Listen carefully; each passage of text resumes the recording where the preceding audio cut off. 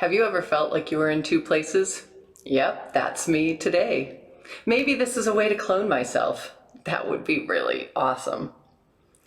Today's sermon is the second in a series of finding hope in the idea of liberation and what different world religions teach us about that liberation.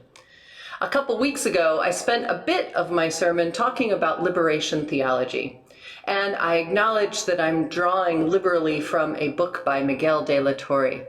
And one of the things that I love about Dr. de la Torre is that he talks about liberation from his perspective as a Cuban refugee. He explains his ideas of liberation theology from his Latino perspective. And like many things that come from the Latin American countries, the work of those countries for liberation has been overshadowed by other efforts. I want you to think about how much you know about the liberation stories of South and Central America. You might know that each and every one of those countries were colonized, mostly by Spanish or Portuguese countries, and that colonization has impacts still. You might know that each one fought for their liberation from that colonization. But how much do you know about the individuals involved in that liberation and all of the liberation movements since then? And how much do you know about how little things changed for the folks in the countries after they were decolonized? How little it changed for the poor and disenfranchised? And how much do you know about the actual fight of liberation by those folks that has happened mostly in the last 50 years? This is one of the reasons why I picked the Latin American religious context for liberation to talk about today. I hope we will leave with an appreciation of how our thought about freedom and the hope that it gives comes from our Latino and Latina siblings. And furthermore, I hope that it will inspire us to think about the struggles for freedom that so many of them have and how that influences our modern day beliefs about immigrants, migrants, refugees, and asylum seekers. First of all, we need to acknowledge that the Central, South American, and Caribbean countries were colonized by Catholics who saw manifest destiny as a part of their faith. They took over these countries, and their role, as they understood it from God, was to convert as many people to Christianity as possible. And that same religion also sees God being seen as the least of these. And it's the same religion that fueled their liberation in modern times. In the early 1800s, the rise of Latin American nationalism was fueled in part by Napoleon's occupation in Spain. The poor and dispossessed fought for their country's freedom, although after the fog of war cleared, they found that their situations had changed very little. Indeed, the leaders of the emerging nations sought to maintain the same control over the church that Spain previously did. And they had the same sense of stratification of their societies, leaving the wealthy with the power and the poor being disenfranchised. Liberation theology in Latin America changed in the mid-1960s as a theological response to the crisis of poverty and political oppression happening during that period. It was exacerbated by the neo-colonial industrialization that widened the gap between the rich and the poor, increasing inflation, population growth, and created staggering national debt.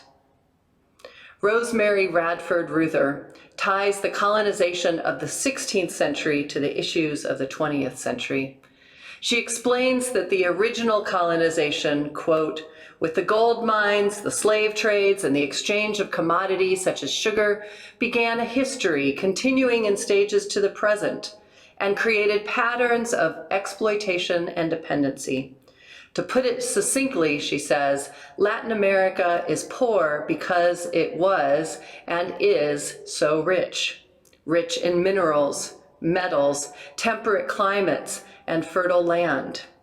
Its wealth has been extracted through the labor of slaves and low-paid worker by colonizing powers that used this wealth to finance the industrialization of Europe and North America, leaving Central and Latin America and the Caribbean stripped and depleted." End quote. In the 1960s, the people started rising up against that power. In my first sermon, I spoke about the work of Gustavo Gutierrez of Peru, who first shaped the idea that the Catholic faith was grounded in the liberation of its people. Another big step forward happened in 1968 with a conference of Latin American Catholic bishops in Medellin, Colombia. The document that emerged from that committed the church to the cause of the poor, condemned the international imperialism of money. It named violence as the institutionalized violence of poverty and state repression, and it pledged the help of the church to build a new economic order freed from dependency. Now, these themes gave legitimacy to the liberation perspective through the blessings of that Latin American religious hierarchy. Now, let's set the stage for this. The Catholic Church still wielded a lot of power and money that the bishops were talking about, and they could only institute so much change from within that system that held the power.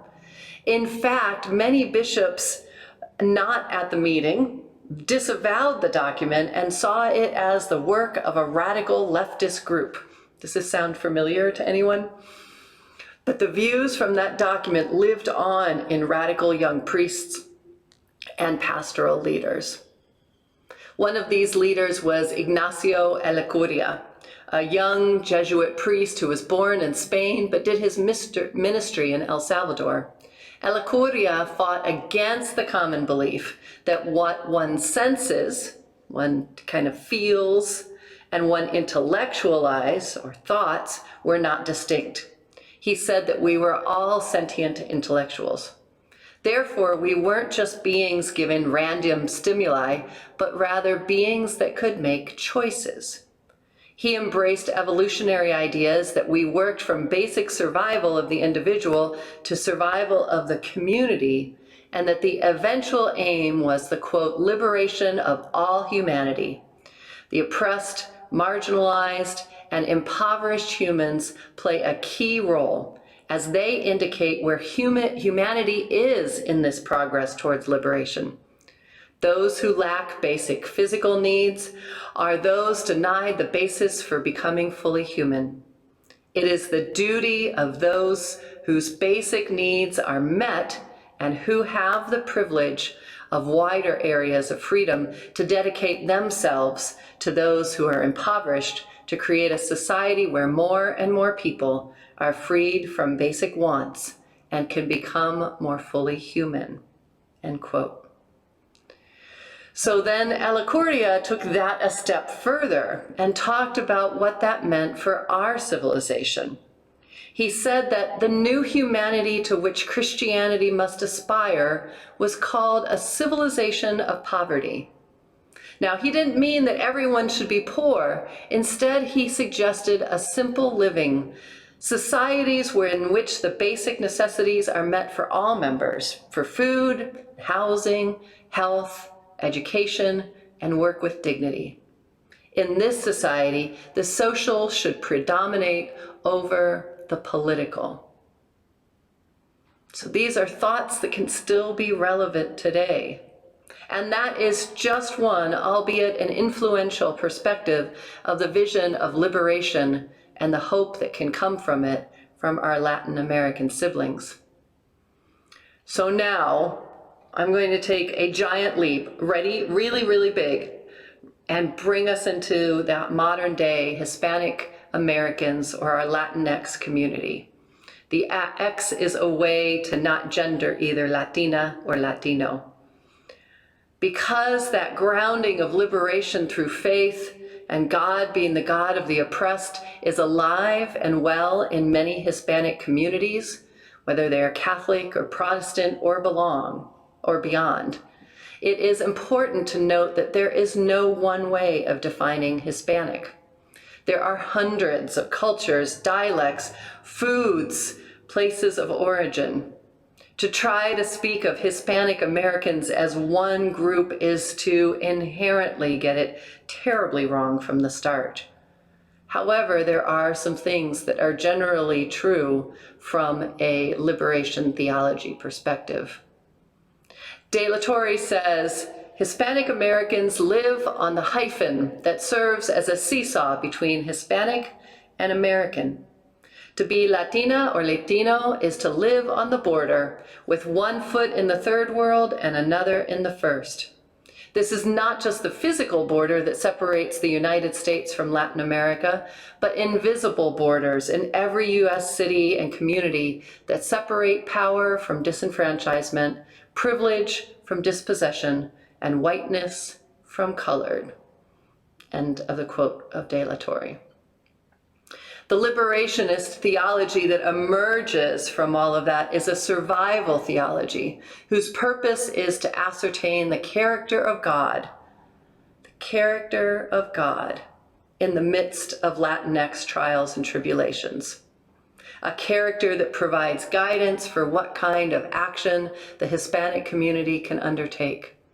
However, any action, Miguel de la Torre says, must be done en conjunto, that is, within the community.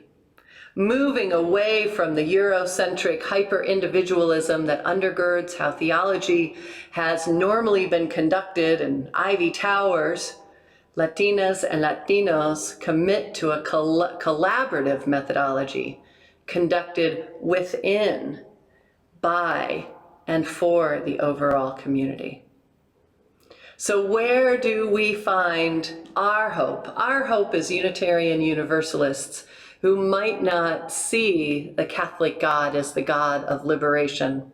Where do we find our hope in these Latin American and Hispanic American theologies? Well, we look broadly, as we do for all liberation theologies. We look to a power, you can call it God if you wish, or any of the other words you use, but a presence that centers and lives with the oppressed. Like Electoria, we embrace the idea that we have choice, and that our choice should be able to be making sure that those without means get the means to be more fully human, and that we create a society where everyone has the basic necessities, even if that means that some may need to turn to more simple living. We see the divine in those who are living in the hyphen here in the U.S., understanding the power of community in resistance. We can learn from the Latinx community's focus on the collective within families and larger communities. We can see how that can create opportunities to promote mutual aid, seeing where there are more resources and where they can be shared with those who have fewer resources. We can prioritize the community over the individual and look to equalize the power and the access to basic human rights. We can extend those ideals to those in the Latinx community who are seen by our government as less than human, and hold a faith-based mirror up to them, standing up for their rights and knowing that we are all connected. By understanding how our liberation is tied to theirs, we all become more free. For our Hispanic siblings, for our Latin American siblings, for our queer siblings marching today, for our poor siblings, for our siblings struggling to get access to basic needs, may our hearts, may our faith, and may our deeds live in solidarity to create the world we dream of. May it be so.